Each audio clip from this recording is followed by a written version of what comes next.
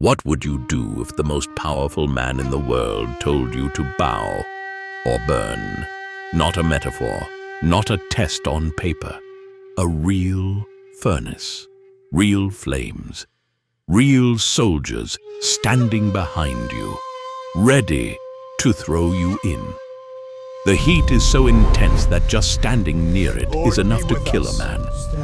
And the king, the most feared ruler on earth, is staring directly at you, waiting for your answer. Would your knees bend?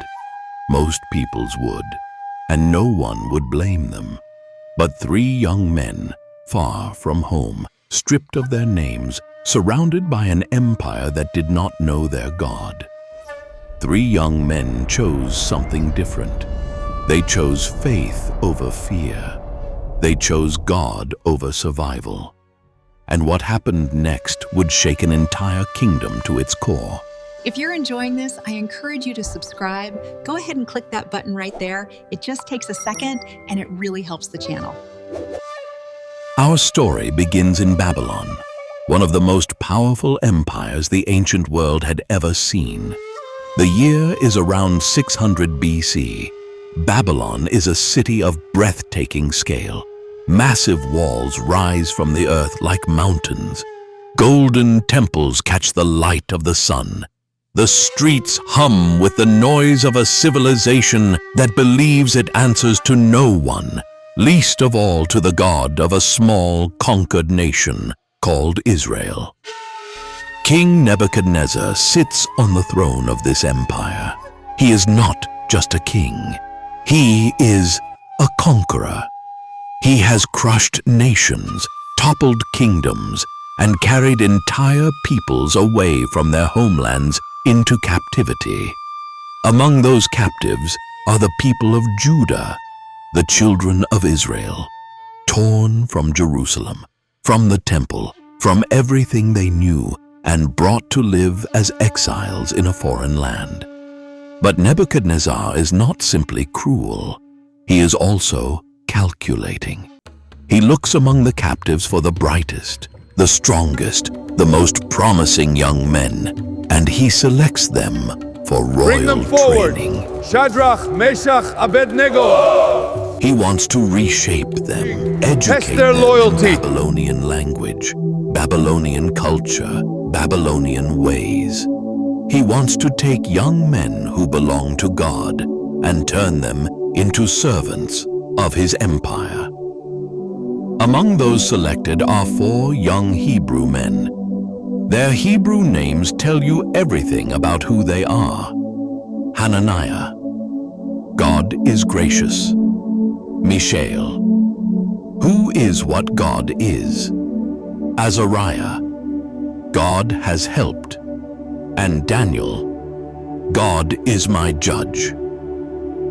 These young men are far from home. They are young, possibly teenagers. They have no army, no political power, no protection. They are captives in the most powerful nation on earth. And yet something burns inside them that no empire can extinguish. A loyalty, a conviction, a faith in the God of Abraham, Isaac, and Jacob, the God who had not forgotten them, even in Babylon. Time passes.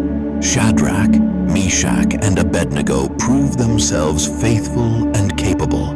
They rise in the ranks of Babylonian service.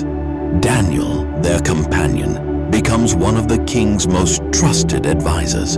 God is with them, even here, even in exile, even in the middle of an empire built on pride and idolatry. But then comes the day that changes everything. King Nebuchadnezzar makes a decision. Perhaps it comes from pride. Perhaps from a desire for unity across his vast empire. Perhaps from the deep human need to be worshipped. Whatever the reason, the king commissions the construction of an enormous golden statue, 90 feet tall and 9 feet wide. It towers over the plain of Dura like a god made of metal, gleaming in the sun, casting a long shadow across the land. Think about that image for a moment. 90 feet of gold. A monument to human power and royal ego, standing on a plain where everyone can see it, where no one can ignore it. This is Nebuchadnezzar saying to the world, and perhaps to the God of Israel, I am the one in charge here. Then the king sends word throughout the empire. Every official, every governor, every leader, every person of rank is summoned to the plain of Dura for the dedication of the statue. They come from every corner of the kingdom, a vast crowd of people representing every nation, language, and culture under Babylonian rule. They stand before the statue, looking up at its golden face. And then the herald cries out the command. The words are clear. The message is unmistakable. When you hear the sound of the horn, the flute, the zither, the lyre, the harp, the pipes, and all kinds of music, you are to fall down and worship the image of gold that King Nebuchadnezzar has set up. Whoever does not fall down and worship will immediately be thrown into a blazing furnace. The music begins, and the crowd falls. Thousands of people from every nation drop to their knees before the golden statue. The sound of bodies hitting the ground ripples across the plain like a wave. It is a moment of total submission, total surrender to the power of the king. But 3 men are still standing: Shadrach, Meshach, Abednego. They do not run, they do not hide. They simply stand, upright, still, unmoved, while everyone around them bows. Can you picture it? A sea of bowed heads, and 3 young men standing tall, their faces calm, their feet planted on the ground.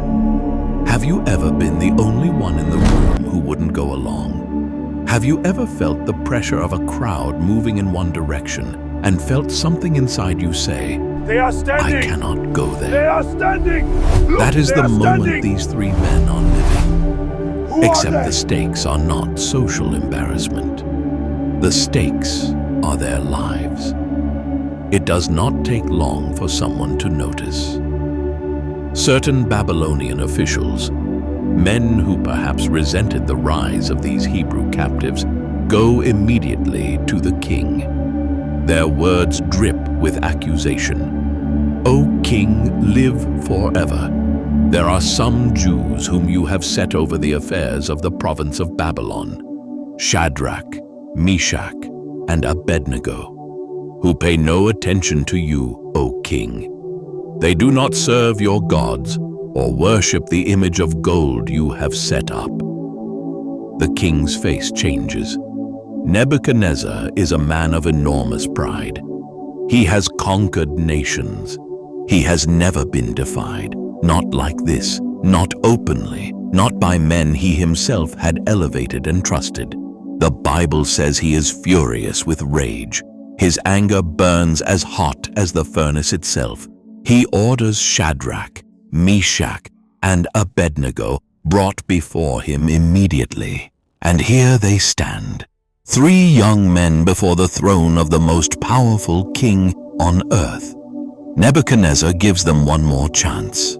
Perhaps there is something in him, some flicker of respect, some memory of their faithful service that makes him hesitate before ordering their deaths. He speaks to them directly. Is it true, Shadrach, Meshach, and Abednego, that you do not serve my gods or worship the image of gold I have set up? Now when you hear the sound of the music, if you are ready to fall down and worship the image I made, very good. But if you do not worship it, you will be thrown immediately into a blazing furnace. Then what God will be able to rescue you from my hand? That last line, what God will be able to rescue you from my hand? It is a challenge, not just to 3 young men. It is a challenge to God himself. And now comes the moment, the answer that has echoed through centuries. the words that have strengthened the faith of believers in every generation since. Shadrach, Meshach, and Abednego speak, and what they say is one of the most remarkable statements of faith in all of Scripture. King Nebuchadnezzar, we do not need to defend ourselves before you in this matter.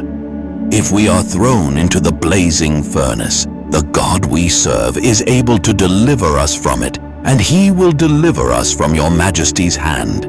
But even if he does not, we want you to know, your majesty, that we will not serve your gods or worship the image of gold you have set up. Read those words again slowly. Even if he does not. They are not bargaining with God. They are not making a deal. God, if you save us, we'll worship you. They are saying something far more powerful. They are saying, we trust God whether he rescues us or not. Our faith is not based on what he does for us. It is based on who he is. That is not just courage. That is faith at its purest. The king's rage explodes. He orders the furnace heated 7 times hotter than normal. 7 times. The furnace is already a weapon of execution. Now it becomes something almost beyond imagination. The heat is so extreme that the soldiers who throw Shadrach, Meshach, and Abednego into the fire are themselves killed by the flames. The Bible records this detail carefully. The most mighty soldiers in Nebuchadnezzar's army, killed by the heat before they can even step back, and Shadrach, Meshach, and Abednego fall, bound, into the heart of the fire. The crowd watches, the king watches, the empire watches, and then something happens that no one expected. Nebuchadnezzar leaps to his feet. His face is no longer twisted with rage. It is twisted with something else entirely. Shock, confusion, awe. He turns to his advisors and his voice is urgent, almost disbelieving. Weren't there 3 men that we tied up and threw into the fire? They answer him, Certainly, your majesty. And the king says, and these words land like thunder, Look, I see 4 men walking around in the fire, unbound and unharmed. And the 4th looks like a son of the gods. 4 men. They went in as 3, bound, helpless, thrown into a furnace hot enough to kill soldiers at its entrance. And now there are 4, walking unbound, unharmed. Who is the 4th figure?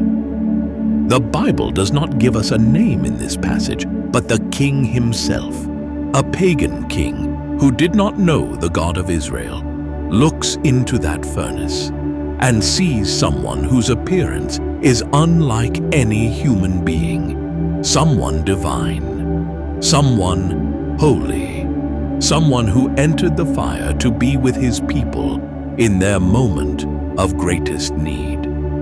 God did not keep them out of the fire. He went into the fire with them. Let that sink in. Because this is not just a story about 3 men surviving a furnace. This is a story about the nature of God.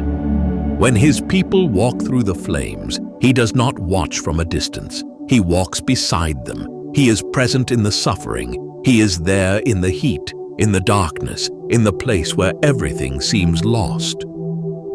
Nebuchadnezzar approaches the opening of the furnace. His voice is no longer commanding.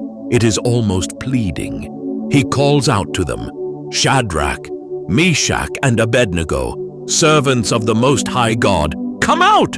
Come here! And they walk out.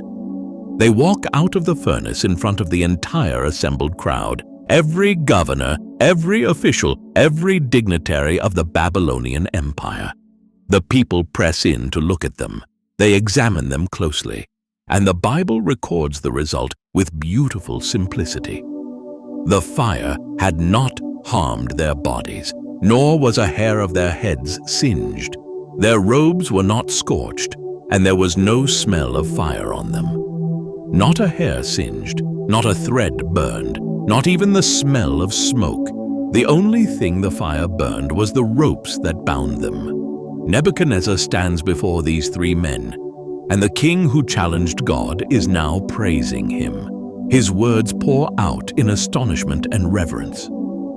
Praise be to the God of Shadrach, Meshach, and Abednego, who has sent his angel and rescued his servants. They trusted in him and defied the king's command and were willing to give up their lives rather than serve or worship any god except their own God. The king who said, "What God will be able to rescue you from my hand?" is now declaring the greatness of the God of Israel before his entire empire. He issues a decree that no one in any nation or language may say anything against the God of Shadrach, Meshach, and Abednego. And the three young men are promoted, elevated, honored in the very kingdom that tried to destroy them. The fire did not end their story. It became the turning point of it. Now let us step back from the plain of Dura and ask, what does this story mean for you and me today? The first lesson is this: faith is not the absence of fire. It is the presence of God in the fire. We live in a world that tells us faith should protect us from hardship, that if we trust God, life will be smooth, comfortable, and safe. But Shadrach, Meshach, and Abednego were faithful, and they still went into the furnace. God did not remove the trial. He entered it with them. If you are walking through something painful right now, a loss, a betrayal, a season that feels like it is burning everything down, know this: God has not abandoned you. He is in the fire with you. He sees you. He is present, and He is able. The second lesson is this: even if He does not, is the highest form of faith. It is easy to trust God when things go well. It is easy to praise Him when the answer is yes. But Shadrach, Meshach, and Abednego teach us something deeper. They said, even if God does not rescue us, we will not bow. Their obedience was not conditional. Their worship was not a transaction. They were not serving God for what they could get from Him. They were serving Him because He is God, and that alone is enough. Ask yourself honestly, is your faith conditional? Do you trust God only when He delivers the outcome you want? Or can you say, like these three men, even if He does not, I will still trust Him? The third lesson is this. Lesson points us to Jesus. Who was the fourth man in the fire? The Bible does not name him here, but many scholars and theologians throughout history have seen in that mysterious fourth figure a pre-incarnate appearance of Christ, the Son of God, present with His people in their suffering long before He walked the earth in human flesh. And this points us to the greatest truth of the gospel. Jesus did not stay at a safe distance from our suffering. He entered it. He took on human flesh. He walked into the fire of sin, death, and judgment, not for His own sake, but for ours. On the cross, He went into the furnace so that we would not have to face it alone. He was bound so that we could be set free. He was consumed by the flames of God's wrath, so that those who trust in Him would walk out unsinged. Shadrach, Meshach, and Abednego walked out of the fire with not even the smell of smoke on them. That is a picture of what Jesus does for every soul that comes to him. He takes the fire, he takes the judgment, and he brings us out, clean, free, unharmed. So here is the final word. You will face your own furnace. Maybe you already have. Maybe you are standing at the edge of one right now, a moment where the world is telling you to bow, to compromise, to go along, to stay quiet about your faith, to choose comfort over conviction. The pressure is real. The cost is real. But so is the God who walks in the fire. Shadrach, Meshach, and Abednego were 3 young men with no army, no power, and no guarantee of rescue. All they had was faith, and that was enough. You do not need to be powerful. You do not need to have all the answers. You do not need to know exactly how God is going to come through. You just need to stand, to refuse to bow to what is false, to trust the one who is true. The fire cannot hold you when the God of the universe is standing in it with you, based on Daniel chapter 3, verses 1 to 30.